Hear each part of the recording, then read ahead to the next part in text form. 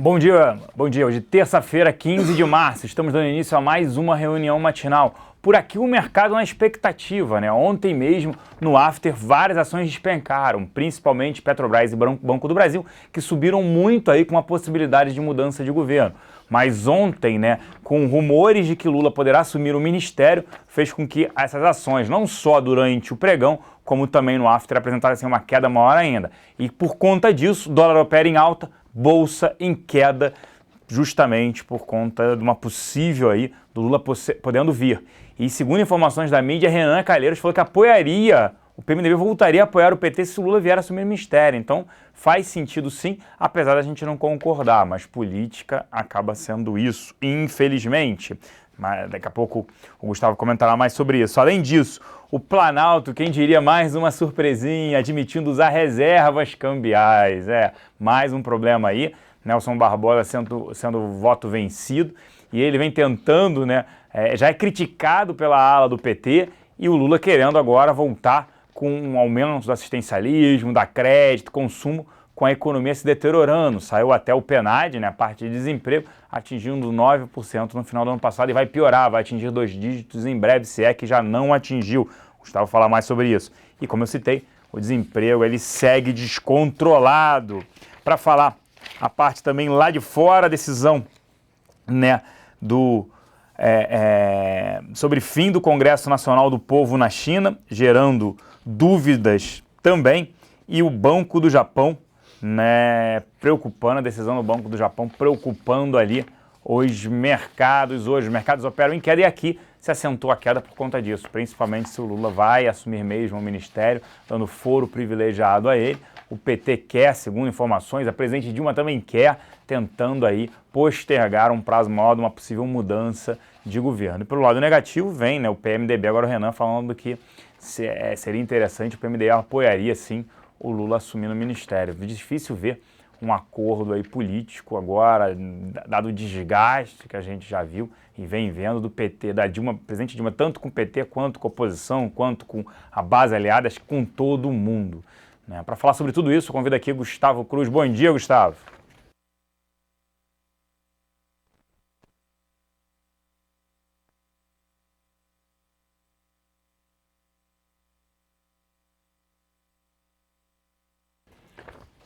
Senhores, o Gustavo tentou aqui, estava desligado o microfone, muita emoção aí com o Lula podendo assumir o ministério. Agora é com você, Gustavo, está de volta, bom dia. Bom dia, Celso, bom dia a todos. Pois é, começando então com a parte de fora, indo mais pressa um pouco. O que movimentou bastante os mercados hoje pela manhã foi a decisão do Banco do Japão, o BOJ. Essa semana a gente antecipou ontem que vai ser uma semana marcada principalmente pela fala dos presidentes dos bancos centrais. A gente já tinha... Desculpa, eu fiquei com a voz meio ruim. A gente já tinha falado que quando eles adotaram as medidas de taxas de juros negativas no começo do ano, eles provavelmente esperariam um pouco mais para tomar qualquer medida posterior a isso.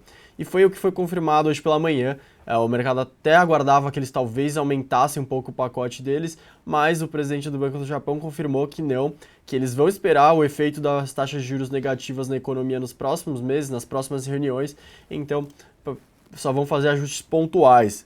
Eles fizeram alguns ajustes, por exemplo, a isenção da taxa de juros negativas para depósitos individuais em operações com ações e também diminuições de encargos para bancos comerciais em caso de captações de novos recursos, de novos créditos para programas especiais de empréstimos. Então eles fizeram alguns pequenos ajustes no pacote, mas de qualquer forma bem longe do que o mercado até cogitou que pudesse ocorrer, mas era o que foi sinalizado por eles depois de adotarem as taxas. Eles tinham já falado algumas vezes em discursos de membros do Banco Central de lá que eles iam aguardar mais do que anteriormente para ver realmente os efeitos se concretizarem na economia. Então deixou um pouco os mercados apreensivos. Também já estão um pouco apreensivos com a reunião do Fed. A gente olha na Bloomberg a probabilidade que os analistas estão dando para as reuniões do Fed durante o ano de alta de juros e está aumentando. Os analistas estão acreditando que os indicadores vindo mais positivos vão pressionar sim para o Fed elevar juros ao longo desse ano. Tinha esfriado um pouco no começo do ano com toda aquela crise na China, com toda aquela turbulência vindo de lá, mas está voltando. Então, ficar atento bastante ao que Ellen vai falar amanhã, depois da reunião do Fed, se ela vai dar alguma sinalização que está enxergando a economia melhor, isso com certeza faria com que o dólar começasse a se apreciar novamente frente às principais moedas do mundo. Outro destaque foi amanhã chega o fim o Congresso Nacional do Povo na China e também estão aguardando bastante os analistas do país se eles vão anunciar alguma medida, se eles vão falar que estão menos dispostos a ajudar o mercado acionário. Então é outro fato que amanhã vai provocar movimentação ao longo movimentação nos mercados, vai provocar um pouco de turbulência caso a resposta seja negativa. Se for positivo, então as bolsas da China com certeza vão avançar. Indo para a parte doméstica agora. Antes de ir para a parte política, que com certeza é o que tem mais destaques para falar, comentar um pouquinho da PNAD contínua. Lembrando a todos que agora a PNAD contínua é o principal indicador para acompanhar o mercado de trabalho. A pesquisa mensal de emprego, que abrangia menos regiões, vai ser deixada de lado, vai ser deixada de ser divulgada a partir de março.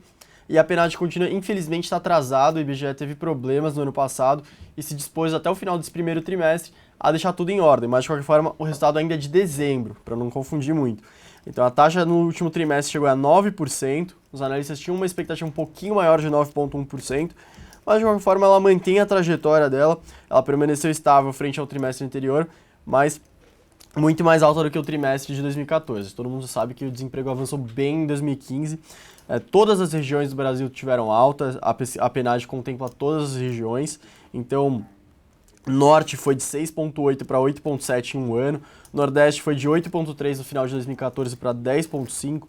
Sudeste de 6,6 para 9,6 e o Sul está com a menor taxa de desemprego, foi de 3,8 para 5,7. Centro-Oeste fechando 5,3, foi para 7,4. Então, todas as regiões sofreram, algumas um pouquinho mais, outras menos. Alguns estados, como Amapá, teve a maior taxa de desocupação com 12,5. Santa Catarina está com a menor, 4,2. Ao longo desse ano, infelizmente, a gente vai ver muito mais deterioração no mercado de trabalho. Por isso que alguns membros do Planalto, do governo, já estão cogitando utilizar a reserva para ajudar justamente a segurar o desemprego. E outras medidas, eles estão criticando bastante as atitudes do Nelson Barbosa como ministro. Eles acreditam que ele não está fazendo todos os esforços possíveis para segurar esse emprego, para melhorar as condições de trabalho. Então aí a gente já conecta com a parte da política, que começa junto com o Lula assumindo ou não os ministérios, está surgindo uma pressão. Acreditam que se ele assumir como ministro, ele já vai tomar todo o protagonismo do governo e já vai chegar com uma agenda econômica totalmente diferente. O Nelson Barbosa já está, inclusive, sendo cogitado como ex-ministro, poderia perder o cargo de ministro logo com que o Lula assumisse. E um dos principais pontos que o PT e alguns membros do Planalto discutem é a utilização de reservas. Eles acreditam que poderia utilizar 1/3 dos 372 bilhões de dólares que a gente tem de reservas atualmente, e principalmente para a criação de um Fundo Nacional de Desenvolvimento e Emprego, então conectado com a que a gente acabou de falar, com o desemprego subindo. Outros dois pontos de política antes de devolver para o Celso. O Renan Calheiros, que falou que pode apoiar o Lula como, se ele for ministro, pode voltar a apoiar o governo. Algumas alas do PMDB voltariam a apoiar o governo. Lembrando que já tem partes do PMDB, alguns PMDBs estaduais, como de Santa Catarina, já romperam oficialmente com o governo. Mas o Renan falou que pode sim, o Lula assumindo, tem algumas partes que voltem a apoiar. O que ele está fazendo essa semana com o aval da presidente Dilma, segundo vários jornais? Ele está começando a costurar o semiparlamentarismo. Então a presidente Dilma não sofreria o processo de impeachment, ela continuaria como presidente, mas ela perderia muita parte do seu poder, porque aí sim um primeiro-ministro ficaria com a administração do governo da presidente. Mas de qualquer forma, a Dilma acredita que esse seria um final melhor para ela do que sofrer o impeachment. Ela permaneceria como presidente até 2018. Outro ponto é que até quinta-feira o Eduardo Cunha promete que vai começar o processo de impeachment, vai começar com a votação da bancada do impeachment, e diz que em 45 dias ele acredita que todo o processo seria resolvido. Ele diz que vai prometer a maior celeridade possível no processo.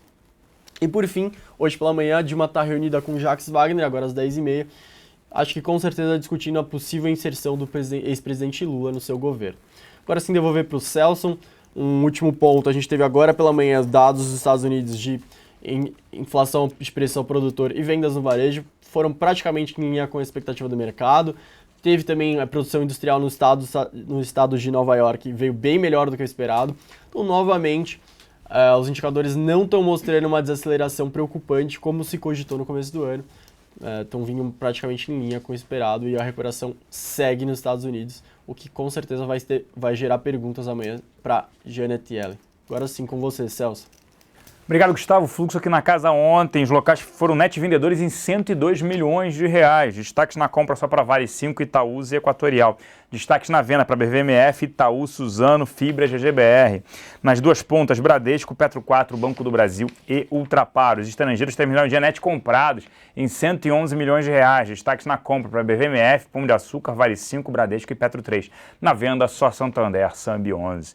Nas duas pontas, Petro 4, Banco do Brasil, Itaú, Ambev, Vale 3. Kroton reportou um bom resultado operacional, né, com a continuidade dos ganhos com sinergia, lembrando que ela comprou a Anhanguera, e incremento de margem, né.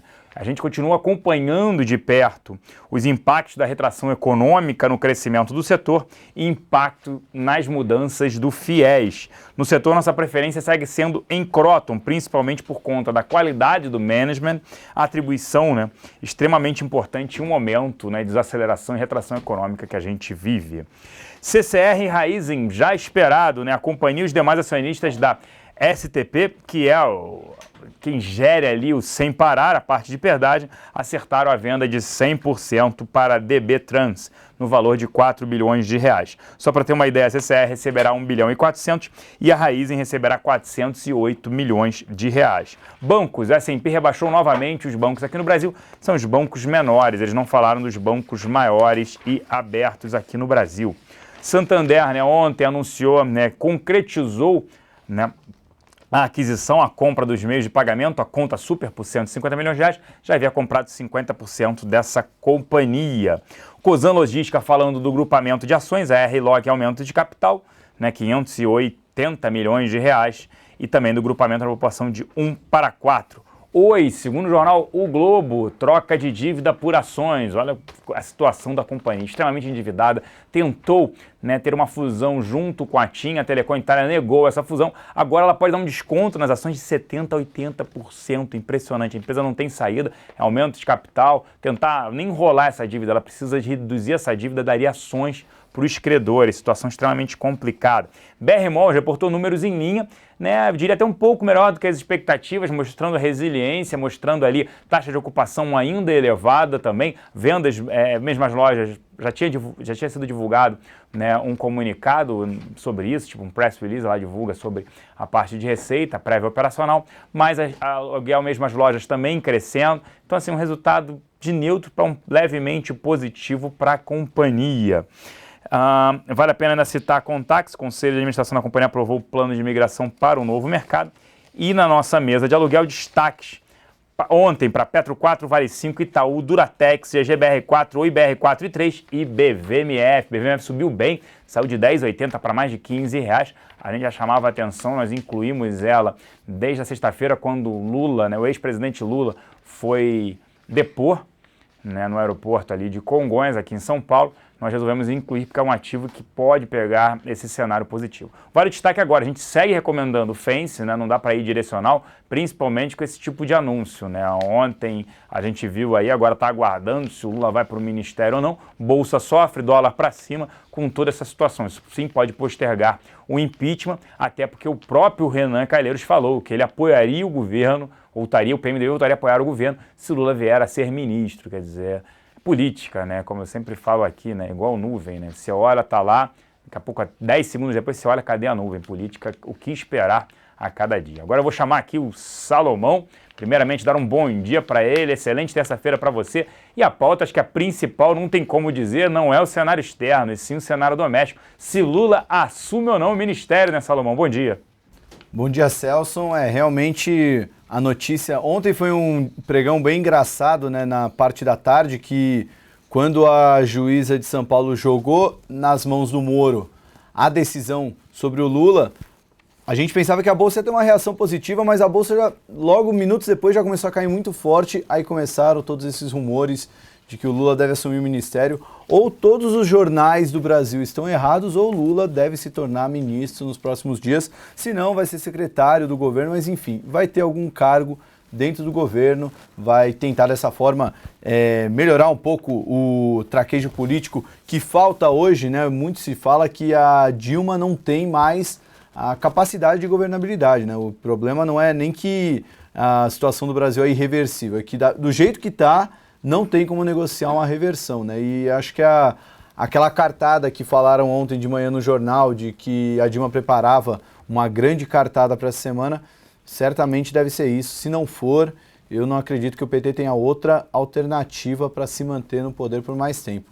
Vamos ver o quanto que isso vai perdurar, né, Celso? Acho que a grande dúvida é, isso vai de fato salvar o governo Dilma, vai de fato manter o governo até 2018? Eu diria que posterga um problema, mas acho difícil, né, salvar, a gente viu isso, né?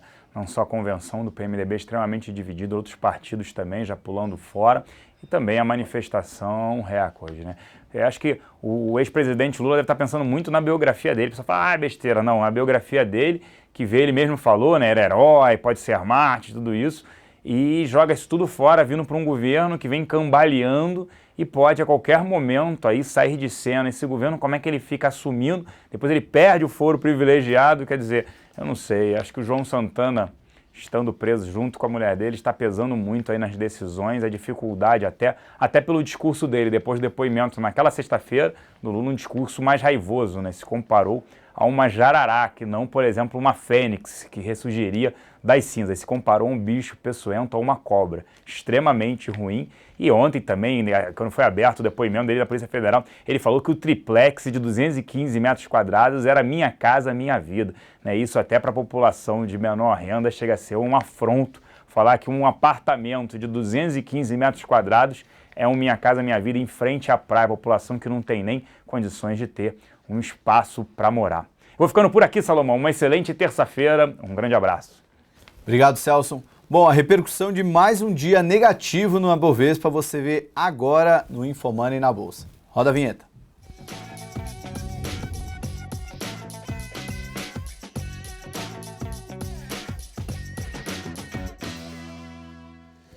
Infomoney na Bolsa começando agora, terça-feira, 10 horas e 11 minutos. Hoje é dia 15 de março de 2016. Já estou vendo aqui que o mercado já está derretendo, como era de se esperar. Os ADRs da Petrobras e da Vale caíam mais de 5%. Não bastasse todo o cenário interno conturbado, a gente está vendo uma forte queda no minério de ferro nesse pregão.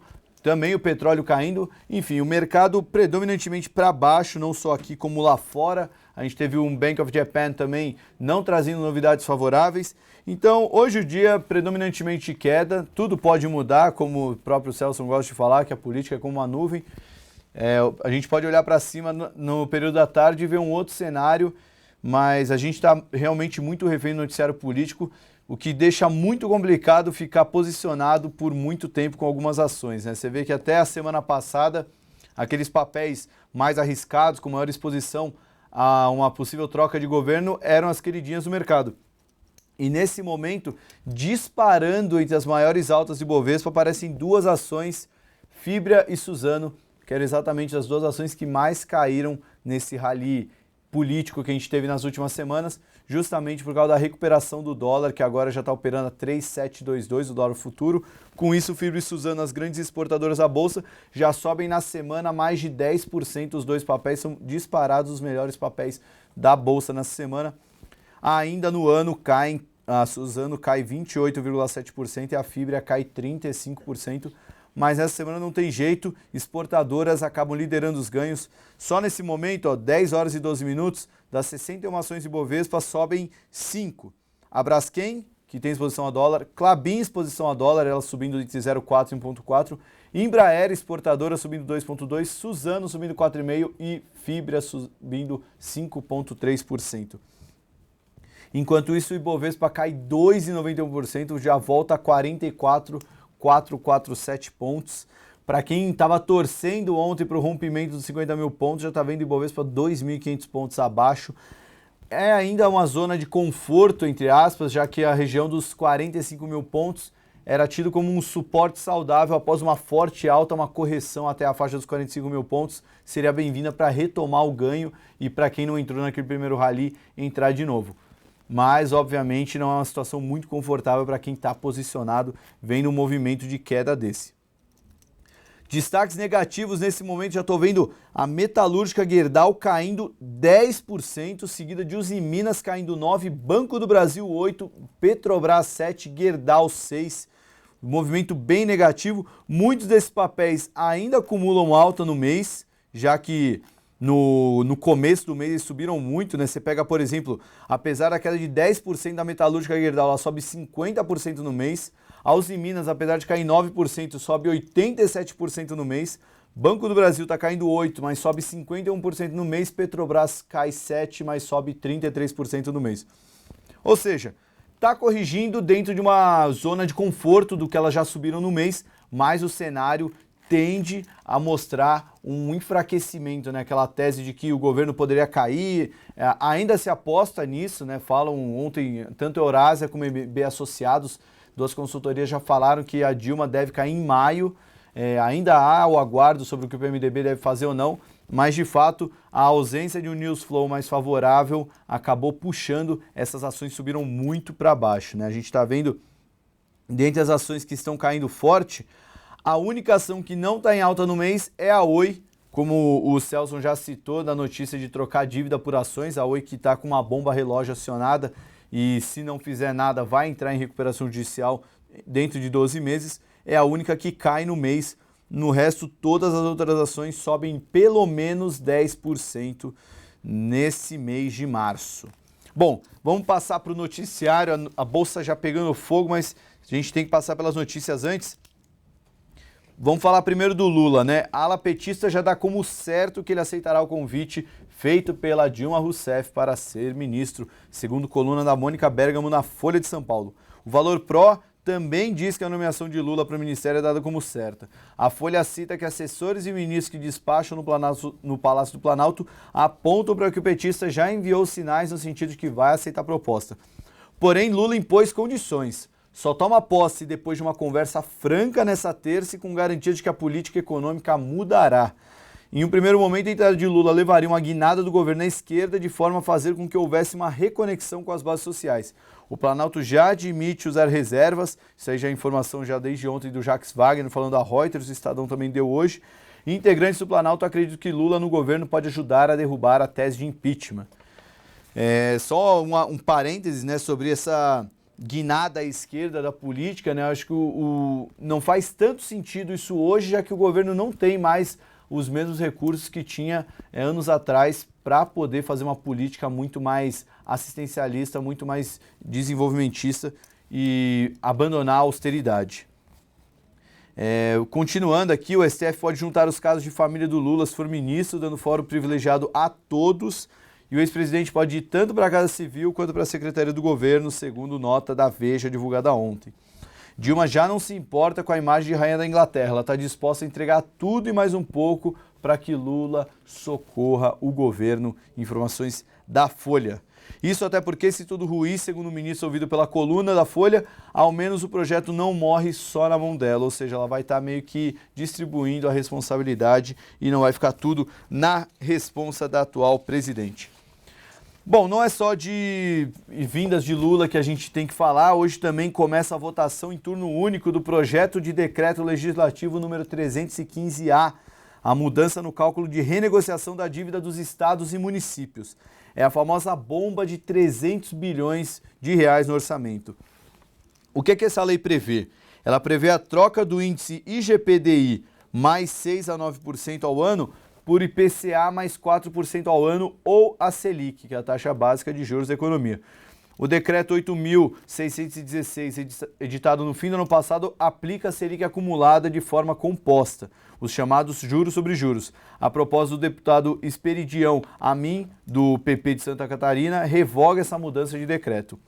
Para Evandro Butini, economista da Rio Bravo Investimentos, a estratégia ideal da oposição é adiar a votação, já que dificilmente os partidos oposicionistas vão aprovar uma medida tão custosa para o orçamento. Ele até falou que não acha que passa, mas a própria base aliada pode ter um risco junto com a oposição. Para ele, uma aprovação teria um efeito extremamente negativo para o mercado financeiro, já que pioraria ainda mais a situação das já debilitadas contas públicas brasileiras. Estima-se que o impacto seja de aproximadamente 300 bilhões de reais, por isso o nome da bomba de 300 bi que pode chegar no orçamento do governo hoje. Voltando à política, o PMDB e o PSDB, em entrevista ao jornal Folha de São Paulo, o senador Aécio Neves afirmou que os dois partidos já discutem o pós-Dilma. Segundo ele, o apoio do governo é por uma agenda de reformas. Ainda sobre política, o presidente do Senado, Renan Calheiros, iniciará uma articulação para votar uma proposta que reduziria os poderes da presidente, indo em direção ao semipresidencialismo, permitindo a Dilma se manter no cargo sem ser afastada definitivamente pelo impeachment. Com os gigantescos protestos no último domingo, a presidente Dilma deu aval para Renan tocar a proposta. A sugestão preservaria o mandato da petista como presidente, mas deixaria a administração para um primeiro-ministro. Fechando o Brasil, o PNAD contínua divulgada hoje mostrou que a taxa de desemprego cresceu para 9%, ante expectativas de um avanço de 9,2% no último mês de 2015. Em novembro, a taxa também era de 9%. 9% foi a taxa que fechou, então, a PNAD contínua em 2015. Passando agora para o exterior, o Banco Central do Japão, em reunião encerrada hoje, optou por manter a política monetária inalterada.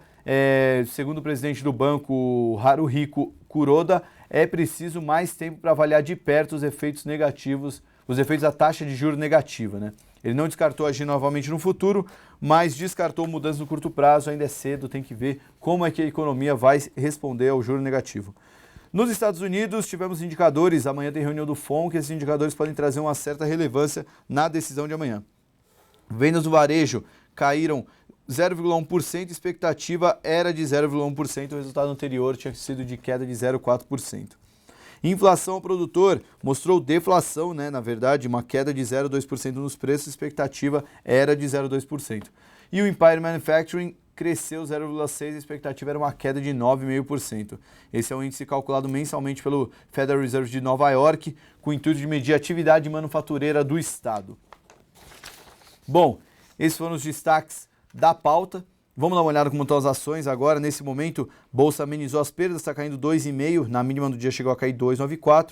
Fibra, Suzano, Embraer, Klabin e Braskem continuam como as únicas altas do Ibovespa, já as maiores quedas continuam com Gerdau. Agora aparece também a Rumo, caindo 10% hoje, Banco do Brasil caindo 9%, Petrobras caindo 8,2%, Usiminas 8,1%, Gerdau 6%, Oi cai 5,7%, Smiles também cai 5%, Eco Rodovias cai 5%, muitas ações caindo mais de 4%, Vale cai 4%, a gente viu minério caindo 5% a 6% lá fora, Itaúsa caindo, BMF, Bovespa caindo, muita ação caindo muito forte, fica até, o noticiário acaba até sendo ofuscado por essa enxurrada de notícias, mas a gente vai passar os principais highlights aqui. Acho que o principal que a gente pode destacar é o resultado da Gerdau, veio muito ruim como era esperado, teve um prejuízo líquido de 41 milhões no quarto trimestre de 2015, revertendo o resultado positivo de 95 milhões que ela teve no mesmo período do ano passado. As perdas relacionadas à queda no valor de ativos foi de 3,1 bilhões, o que levou a um prejuízo líquido de 3,7 bilhões, sem considerar esses ajustes. Ela divulgou um investimento previsto para esse ano de 1,5 bilhão, é uma queda de 35% sobre o valor aplicado no passado. Segundo a Gerdau, esse valor considera uma redução nos níveis de desembolso, já que os principais investimentos em andamento estão sendo finalizados. Outros indicadores, o EBITDA somou 911 milhões no quarto TRI de 2015, queda de 27% em relação ao quarto TRI de 2014.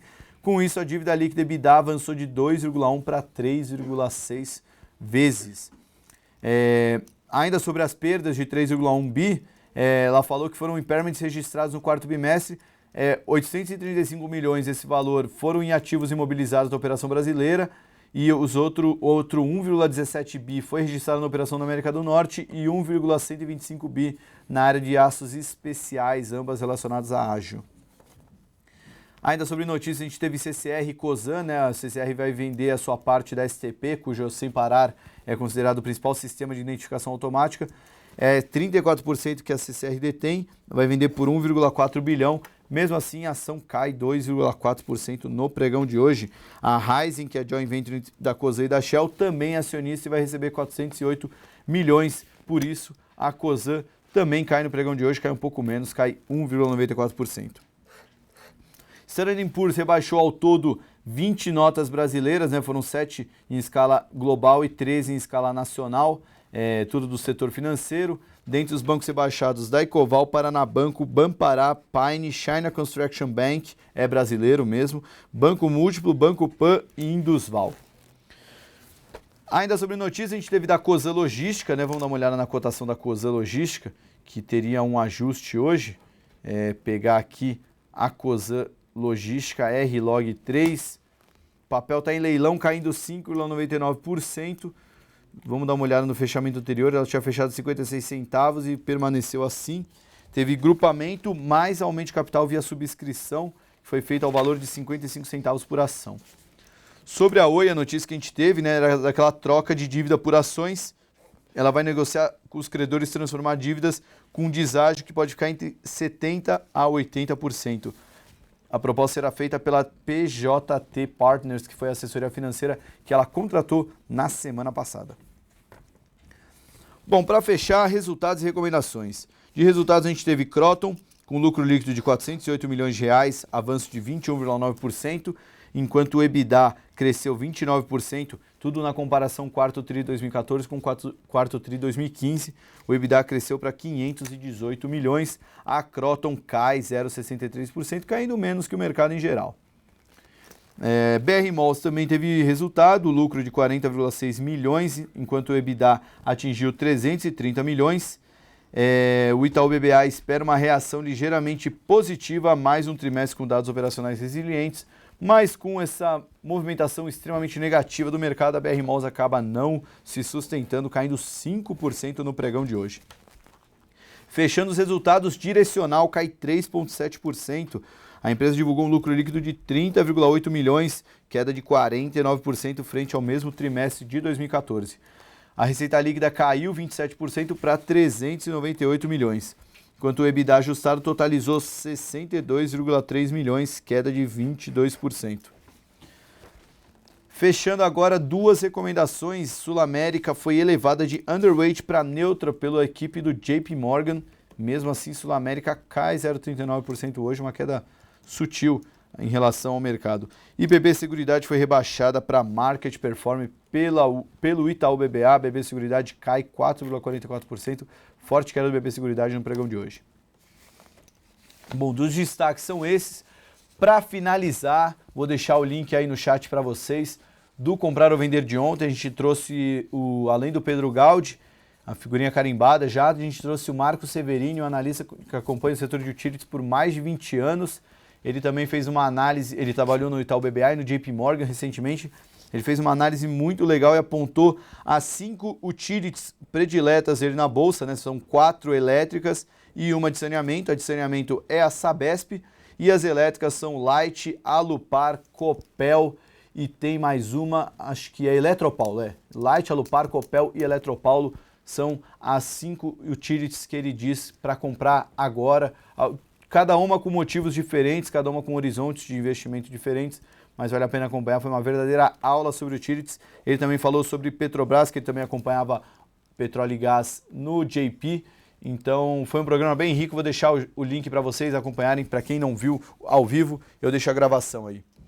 Bom, dia predominantemente de queda. Acompanhe o noticiário político que deve ser anunciado ou não a chegada do Lula. Qualquer mudança na diretriz, né, se todos os jornais estiverem errados, a gente pode ver uma recuperação na Bolsa, mas hoje o dia aponta para um pregão negativo. Vamos ver se esse movimento se mantém ao longo da semana.